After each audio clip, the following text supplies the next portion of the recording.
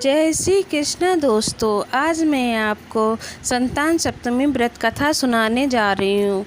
एक दिन महाराजा युधिष्ठिर ने भगवान से कहा कि हे प्रभु, कोई ऐसा उत्तम व्रत बताइए जिसके प्रभाव से मनुष्यों के अनेकों सांसारिक क्लेश दुख दूर होकर वे पुत्र एवं पौत्रवान हो। यह सुनकर भगवान बोले, हे राजन, तुमने बड़ा ही उत्तम प्रश्न किया है। मैं तुमको एक पौराणिक कथा सुनाता हूँ, सो ध्यान पूर्वक सुनो। एक समय लोमस ऋषि ब्रजराज की मथुरापुरी में वसुदेव देवकी के घर गए। ऋषिराज को आया हुआ देखकर दोनों अत्यंत प्रसन्न हुए तथा उनको उत्तम आसन पर बैठाकर उनका अनेक प्रकार से वंदन और सत्कार किया। फिर मुनि के चरणों तक से अपने घर तथा शरीर को पवित्र किया। वह प्रसन्न होकर उनकी कथा सुनने लगे। कथा के कहते लोमस ने कहा कि हे देवकी, तुम दुष्ट दुराचारी पापी कंस ने तुम्हारे पुत्र मार डाले हैं, जिसके कारण तुम्हारा मन अत्यंत दुखी है। इस प्रकार राजा नहुस की पत्नी चंद्रमुखी भी दुखी रहा करती थी, किंतु उसने संतान सप्तमी का व्रत विधि विधान सहित किया, जिसके प्रताप से उनको संतान का सुख प्राप्त हुआ। यह सुनकर देवकी ने हाथ जोड़कर मुनि से कहा, हे ऋषिराज, कृपा करके रानी चंद्रमुखी का संपूर्ण वृत्तांत तथा इस व्रत को विस्तार सहित मुझे बतलाइए, जिससे मैं भी इस दुख से छुटकारा पाऊँ। लोमस ऋषि ने कहा कि हे देवकी, अयोध्या के राजा नहुस उनकी पत्नी चंद्रमुखी अत्यंत सुंदर थी। उनके नगर में विष्णुगुप्त नाम का एक ब्राह्मण रहता था। उनकी स्त्री का नाम भद्रमुखी था। वह भी अत्यंत रूपवती और सुंदरी थी। रानी और ब्राह्मणी में अत्यंत प्रेम था। एक दिन वे दोनों सरयू नदी में स्नान करने के निमित्त गईं। वहां उन्होंने देखा कि बहुत सी अन्य स्त्रियां सरयू नदी में स्नान करके निर्मल वस्त्र पहनकर एक मंडप में शंकर एवं पार्वती की मूर्ति स्थापित करके पूजा कर रही थी। रानी और ब्राह्मणी ने यह देखा कर उन स्त्रियों से पूछा कि बहनों, तुम यह किस देवता और किस कारण से तप पूजन व्रत आदि कर रही हो? यह सुनकर स्त्रियों ने कहा कि हम संतान सप्तमी का व्रत कर रही हैं और हमने शिव पार्वती का पूजन चंदन अक्षत आदि से षोडशोपचार विधि से किया है। यह सब इसी पुनीत व्रत का विधान है। यह सुनकर रानी और ब्राह्मणी ने भी इसी व्रत करने का मन ही मन संकल्प किया और घर वापस लौटकर ब्राह्मणी भद्रमुखी तो इस व्रत को नियम पूर्वक करती रही, किंतु रानी चंद्रमुखी राजमत के कारण कभी इस व्रत को करती तो कभी न करती, कभी भूल हो जाती। कुछ समय बाद दोनों मर गईं। दूसरे जन्म में रानी ने बंदरिया और ब्राह्मणी ने मुर्गी की योनि पाई, परंतु ब्राह्मणी मुर्गी की योनि में भी कुछ नहीं भूली और भगवान शंकर तथा पार्वती का ध्यान करती रही। उधर रानी बंदरिया की योनि में भी सब कुछ भूल गई। थोड़े समय के बाद दोनों ने यह देह त्याग दी। अब इनका तीसरा जन्म मनुष्य योनि में हुआ। उस ब्राह्मणी ने एक ब्राह्मण के यहाँ कन्या के रूप में जन्म लिया तथा रानी ने एक राजा के यहाँ राजकन्या के रूप में जन्म लिया। उस ब्राह्मण कन्या का नाम भूषण देवी रखा गया तथा विवाह गोकुल निवासी अग्निशील ब्राह्मण से कर दिया। भूषण देवी इतनी सुंदर थी कि वह आभूषण रहित होते हुए भी अत्यंत सुंदर लगती थी। कामदेव की पत्नी रति भी उसके सम्मुख लजाती थी। भूषण देवी के अत्यंत सुंदर सर्वगुण संपन्न चंद्रमा के समान धर्मवीर, कर्मनिष्ठ, सुशील स्वभाव वाले 8 पुत्र उत्पन्न हुए। यह सब शिवजी के व्रत का पुनीत फल था। दूसरी ओर और शिव विमुख रानी के गर्भ से कोई भी पुत्र नहीं हुआ। वह निसंतान दुखी रहने लगी। रानी और ब्राह्मणी ने जो प्रीति पहले जन्म में थी वह अब भी बनी रही। रानी जब वृद्धावस्था को प्राप्त होने लगी तब उसने गूंगा, बहरा तथा बुद्धिहीन अल्पायु वाला पुत्र हुआ। वह 9 वर्ष की आयु में इस क्षण भंगुर शरीर को छोड़कर संसार को छोड़कर चला गया। अब तो रानी पुत्र शोक से अत्यंत दुखी हो व्याकुल रहने लगी। देवयोग से भूषण देवी ब्राह्मणी रानी के यहाँ अपने सब पुत्रों को लेकर पहुँची। रानी का हाल सुनकर उसने भी अत्यंत दुख हुआ, किंतु उसमें किसी का क्या बस। कर्म और प्रारब्ध तो को स्वयं ब्रह्मा भी नहीं मेट सकते। रानी कर्म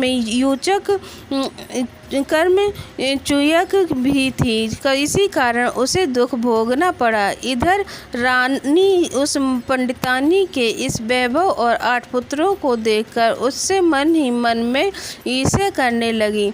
तब उसके मन में पाप उत्पन्न हुआ। तब उस ब्राह्मणी ने रानी का संताप दूर करने के निमित्त अपने 8 पुत्र रानी के पास छोड़ दिए। रानी ने पाप के वशीभूत होकर उस ब्राह्मण पुत्रों की हत्या करने के विचार से लड्डू में विष मिलाकर उनको भोजन करा दिया, परंतु भगवान शंकर की कृपा से एक भी बालक की मृत्यु न हुई। यह देखकर तो रानी अत्यंत ही आश्चर्यचकित हो गई और इस रहस्य का पता लगाने की मन में ठान ली। भगवान की पूजा से निवृत्त होकर जब भूषण देवी आई तो उसने रानी ने उससे कहा कि मैंने तेरे पुत्रों को मारने के लिए इनको जहर मिलाकर लड्डू खिला दिए, किंतु इनमें से एक भी पुत्र नहीं मरा। तूने कौन सा दान पुण्य व्रत किया है जिसके कारण तेरे यह पुत्र नहीं मरे और तू नित्य नए सुख भोग रही है? तेरा बड़ा सौभाग्य है और इसका भेद तू मुझसे निष्कपट होकर कह, मैं तेरी बड़ी ऋणी रहूँगी। रानी ने के इस ऐसी दीन वचन सुनकर भूषण ब्राह्मणी कहने लगी, सुनो, तुमको 3 जन्म का हाल कहती हूँ तो ध्यानपूर्वक सुनना। पहले जन्म में तुम राजा नहुस की पत्नी थी और तुम्हारा नाम चंद्रमुखी था, मेरा भद्रमुखी था और मैं ब्राह्मणी थी। तुम अयोध्या में रहते थे और तुम मेरी बहुत बड़ी प्रीति थी। एक दिन तुम दोनों सरयू नदी में स्नान करने को गए और दूसरी स्त्रियों को संतान सप्तमी व्रत शिवजी का पूजन अर्चन करते देखकर इस उत्तम व्रत को करने की प्रतिज्ञा की थी, किंतु तुम सब भूल गई और झूठ बोलने का तुमको दोष लगा, जिससे तुम आज भी भोग रही हो। मैंने इस व्रत को आचार विचार सहित नियम पूर्वक सदैव किया और आज भी करती हूँ। दूसरे जन्म में तुमने बदरिया का जन्म लिया और तथा मुझे मुर्गी की योनि मिली। भगवान शंकर की कृपा से इस व्रत के प्रभाव का तथा भगवान को इस जन्म में भी मैं ना भूली और निरंतर उस व्रत को नियमानुसार करती रही। तुम अपने बंदरिया के जन्म में भी भूल गई। मैं तो समझती हूँ कि तुम्हारे ऊपर यह जो भारी संकट है उसका एकमात्र यही कारण है और दूसरा कोई कारण नहीं हो सकता। इसीलिए तो मैं कहती हूँ कि आप अब भी संतान सप्तमी के व्रत के उपवास को करिए, जिससे तुम्हारा संकट दूर हो जाए। लोमस ऋषि ने कहा, हे देवकी, भूषण ब्राह्मणी के मुख से अपने पूर्व जन्म की कथा तथा व्रत संकल्प इत्यादि सुनकर रानी को पुरानी बातें याद आ गईं और पश्चाताप करने लगी तथा भूषण ब्राह्मणी के चरणों को पकड़कर क्षमा याचना करने लगी और भगवान शंकर पार्वती की अपार महिमा के गीत गाने लगी। उस दिन से रानी ने नियमानुसार संतान सप्तमी का व्रत किया, जिसके प्रभाव से रानी को संतान सुख भी मिला तथा संपूर्ण सुख भोग कर रानी शिवलोक को गई। भगवान शंकर के व्रत का ऐसा प्रभाव है कि पथभ्रष्ट मनुष्य भी अपने पथ पर अग्रसर हो जाता है और अनंत ऐश्वर्य भोग कर मोक्ष प्राप्त करता है। लोमस ऋषि ने फिर कहा कि देवकी, इसीलिए मैं तुमसे भी कहता हूँ कि तुम भी इस व्रत को करने का संकल्प अपने मन में करो, तुमने को भी संतान सुख मिलेगा। इतनी ही कथा सुनकर देवकी हाथ जोड़कर लोमस ऋषि से पूछने लगी, हे ऋषिराज, मैं इस पुनीत उपवास को अवश्य करूँगी, किंतु आप इस कल्याणकारी एवं संतान सुख देने वाली उपवास का विधान, नियम, विधि आदि विस्तार पूर्वक समझाइए। यह सुनकर ऋषि बोले, हे देवकी, यह पुनीत उपवास भादों के महीने शुक्ल पक्ष की सप्तमी के दिन किया जाता है। उस दिन ब्रह्म मुहूर्त में उठकर किसी नदी अथवा कुएं के पवित्र जल में से स्नान करें। इस प्रतिमाओं के सम्मुख सोने चांदी के तारों अथवा रेशम का एक गड़ा बनावें। उस गड़े में 7 गांठें लगानी चाहिए। इस गड़े को धूप दीप अष्टगंध से पूजा करके अपने सीधे हाथ में बांधें और भगवान शंकर से अपनी कामना सफल होने की प्रार्थना करें। तदंतर 7 पुआ बनाकर भगवान का भोग लगावें और साथ ही पुआ एवं यथाशक्ति सोने अथवा चांदी की अंगूठी बनवाकर इन सबको एक तांबे के पात्र में रखकर और उसका उपचार विधि से पूजन करके किसी सदाचारी धर्मनिष्ठ सत्यपात्र ब्राह्मण को दान देवें। उसके पश्चात 7 पुआ स्वयं प्रसाद के रूप में ग्रहण करें।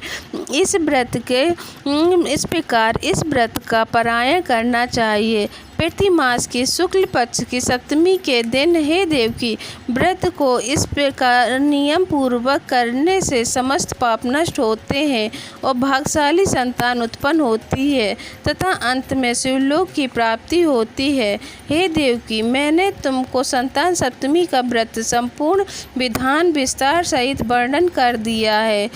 उसको अब तुम नियम पूर्वक करो, जिससे तुमको उत्तम संतान पैदा होगी। इतनी कथा कहकर भगवान आनंद कंद श्री कृष्ण ने युधिष्ठिर से कहा कि लोमस ऋषि इस प्रकार हमारी माता को शिक्षा देकर चले गए। ऋषि के कथनानुसार माता देवकी ने इस व्रत को नियमानुसार किया, जिसके प्रभाव से हम उत्पन्न हुए। यह व्रत विशेष रूप से स्त्रियों के कल्याणकारी है ही, परंतु पुरुषों को भी समान रूप से कल्याणदायक है। संतान सुख देने वाला, पापों का नाश करने वाला यह उत्तम व्रत है, जिसे स्वयं ही भी करें और तथा दूसरों से भी करवावें। नियम पूर्वक जो कोई इस व्रत को करता है और भगवान शंकर एवं पार्वती की सच्चे मन से आराधना करता है, निश्चय ही अमर पद पैदा करके अंत में शिवलोक को जाता है। बोलो शंकर भगवान की जय। जय श्री कृष्ण। दोस्तों, अगर आपको मेरा यह वीडियो अच्छा लगे तो लाइक करें, शेयर करें और कमेंट में जय शिव शंकर लिखें। राधे राधे।